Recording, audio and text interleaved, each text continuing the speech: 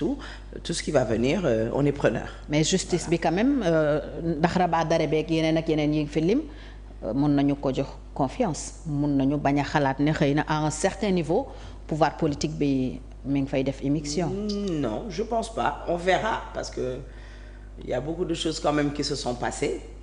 et dégg nañ bërki démb UCS la nuñ tudd CUSES. nuñ tudd les magistrats UMS Union des magistrats du Sénégal. Je pense que jàngalekat yi la ñoom Ndoye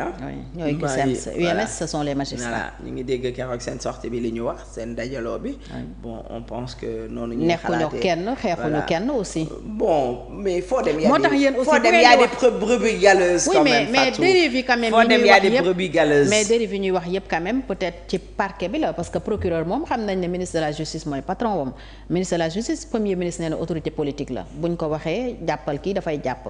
mais justice bi lu soxal magistrat yeeg yooyu ak surtout sortie UMS bi barki dem comme ni nga ko waxee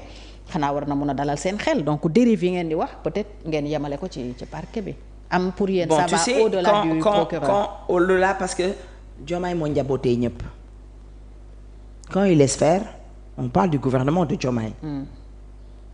Quand il y a un Abbas Fall ci élection législative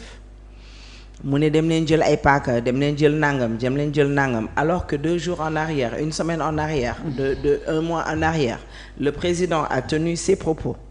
a tenu ses mots mot pour mot du ñu nangu benn violence ku ko def yoon dina dal sa kaw ainsi de suite mu mel ne Abbas Fall da koy kokkali Abbas Fall génn ànd ak ay nit dem buntu kër papa Barthélémy Dias ñuy traité waa kër ñoom Barthélémy Dias du grand n'importe quoi te lu ne xajoon na fa parce que ñi àndoon ak Barthélémy Dias Baobab ak Karak foowewuñu Barthélémy Dias buñ leen retenir woon mënoon na demee neneen. oui mais loolu procureur ñëw ne jël leen seen i coupe jël leen seen i fusil jël leen seen i pistolet ku nekk loo am na nga ñëw nangam kenn inquiété wu ko au même moment. On voit le cortège du président de Pastef ànd ak ay nitam ñu dem ba Koungheul jàpp benn dame koo xam ne dafa jël ay peppam ak i peppitam dajale ko defar siège am ut sonam defar yëppam. ñu fekk ko muy campagne kooku ku ne ko daf ko xool di tooñ ñi ànd ak Ousmane Sonko loolu du dëgg ndaw soosu mënut a toog fi mu toog ànd ak cortège am def li muy mais tu vois le cortège du président de Pastef et le cortège de cette dame là ñu ne ndaw si moo leen tooñ ñu gis ay garde corps Ousmane Sonko loolu ñëpp ko gis nii flagrant dëbbantuwuñu yor ay jaase ñii yor ay ku di corotee ay moto jàmbur ñoo xam ne seen yaay seeni natt la ñu teggi seeni dépense la ñu dajale takk seen biir jëndal leen ko pour seeni doom di indi dépense ci biir kër gi pour seeni jabar ñu yàqate ko kenn inquiété wu la ñu gis ku yor pistolet ab journaliste naan ko nëbbu ko ab journaliste loolu def naa loolu li may wax nii ñëpp gis nañ ko naan ko nëbbu ko nëbbu ko ab journaliste ci soi-disant ab journaliste te su ma xamoon turam waxoo weer ko ne ko nëbbal sa pistolet dérive yooyu yëpp kenn inquiété wul garde corps yi kenn inquiété wul ñi àndoon ak ñoom militant loolu moom procureur moo ci war a jóg. parce que waaw moom laa lay wax moo tax man la maa ngi ñëw ba tey ci dérive yeeg abus yi léegi nag ñu dem Ousmane Sonko mu ne je suis le premier ministre le poste de ministre de l'intérieur et du président et du ministre de la justice ce sont des postes politiques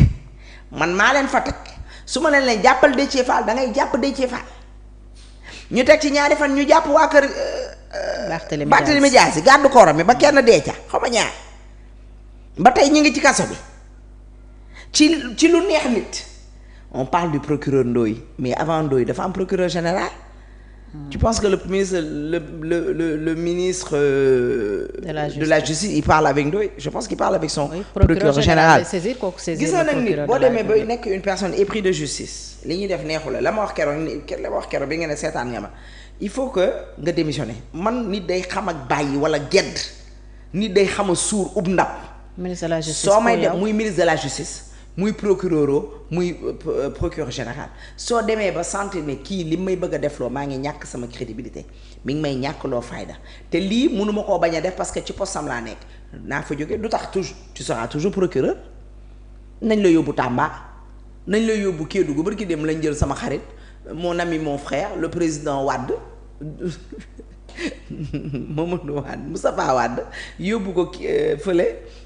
du Kédougou def naa Kédougou lañ ko yóbbu parce que il a ses positions il travaille impôt et domaine contrôleur la. foofu ay sénégalais ñoo fa nekk. ñi ko jël bien sûr waaye dañ ko jël affecté ko Kédougou. affectation ne signifie pas sanction hein. dañoo xam lu tax ñu yóbbu ko fa. Il a un parti politique, il fait de la politique, il a ses convictions, il veut pas aller avec Pastef, il est dans ses droits. Mais maintenant le Sénégal avoir des droits ne signifie plus rien. Kon je me dis que ñooñu ñoo waroon am seen dignité seen fulla ak seen fayda xam ne seen njaboot yaa ngi fi seen jabar a ngi leen di seetaan seeni doom dañuy jàngi école seeni doom dañuy màgg suba te l'histoire retiendra l'histoire racontera incha allah rabbi l'histoire va raconter li ma ne l'histoire du président de Pastef c'est des histoires yoo xam ne on va les écrire dans les livres d'école dans les cahiers d'école ci ba âge yi lay dem ndax ku ñu nettali sa démb nga mer sa démb dafa baaxul ku dem bërki démb màggalu sëñ Tuubaa gi te ba tey ñu ngi koy wax di wax ay jalooreem en positif nag di wax ay baax-baaxam ay def-defam fa mu jaar ñi mu tuubal ñi mu dugal l'islam ñor ko yonent bi ba tey ñu ngi koy kañ mais justice boobu mais nag dañ leen di kañ ci lu baax. képp ku ñu waxal sa démb nga mer la nga def démb daa baaxut. Diomaye nag dañoo bëgg nag ànduñu mais nag mënuma woon bëgg ñu respecter Macky Sall pas en tant que Macky Sall sa personne mais en tant que président de la République. institution bi muy incarné qu'il représente. tey am na loo xam ne bu ñu wéetee sax di nga ne ma ndey attends yow lan nga munoo ne Macky Sall dañ ko respecter parce que c'est un président aujourd'hui tu me dis que Diomaye kenn waru ko respecter en tant que président ñun loolu kese la du leneen. kan moo respecté wul Diomaye. ñi ànd ak moom parce que ñun Sénégal xam nañ lan mooy institution xam nañ lan mooy président de la République xam nañ lan mooy valeur au président de la République. ñoom ñoo ko respecté wul ñoom ñi ànd moom yow tamit gis nga barke démb Guy Marius Sagna li mu bind nga xam ne buñ ko teggee ci yoon procureur dafa war a autosaisir ndax bi mu koy wax nekkul biir parlement ba ce qu'il a écrit ce qu'il a tweeté li mu wax mu gëm ko jëlee ko ci biir xolam bi mu koy wax c'était pas le député qui parlait c'était le Sénégalais lambda le militant de Pastef le responsable de Pastef qui parlait. kon normalement procureur dafa waroon autosaisir ndax li mu wax tey bu ko Abdou Mbow waxoon te nekkul biir hémicycle bi dañ koy téye te li mu def nii daf ko war a jaral 5 ans à 20 ans de prison. parce que li mu wax mooy Ndeye Sow man maay wax ak yow Guy Marius Sagna kii du président bi dañ ko fa teg noonu kon yow xeexal ak moom tey bu amee ku gàtt xel ku mel ne man dama naan li ma gëm Guy Marius Sagna gëm Pastef dama naan li Guy Marius Sagna wax mooy dëgg man Diomaye du ma ko nawloo du ma ko jox cëram te jëm nañ ci yàgg na parce que dégg nañ ay nit ñu koy menacé naan ko doo yeggale sa mandat gis nañ ay nit yuy tweeté di ko saaga ay nit yuy tweeté di ko xas mais nag mbéjum kanam nag borom a koy fajal boppam. soo nekkoon place su Diomaye tey puisqu'un problème de légitimité ñu ngi koy posé lan ngay def pour wane ne yaa ngi incarné autorité président de la République laaj nga ma lu ma neex surtout après déclaration Ousmane Sonko aussi mel ne réew mi problème mu autorité la am lan la Diomaye war a def. mais Ousmane Sonko a insulté le président de la République carrément. daf ko xas daf ko saaga quand tu dis à un président de la République que tu n'as pas d'autorité il fallait voir au temps de Senghor ou de Abdou Diouf ou de Laye Wade je suis aux États-Unis tu me dis ça je te non bare boole ci tëj la duma la démettre kese ngay am looy wax dama lay démettre bare tëj la xool nag ba xam yow comment tu vas faire mais ak fi ñu jaar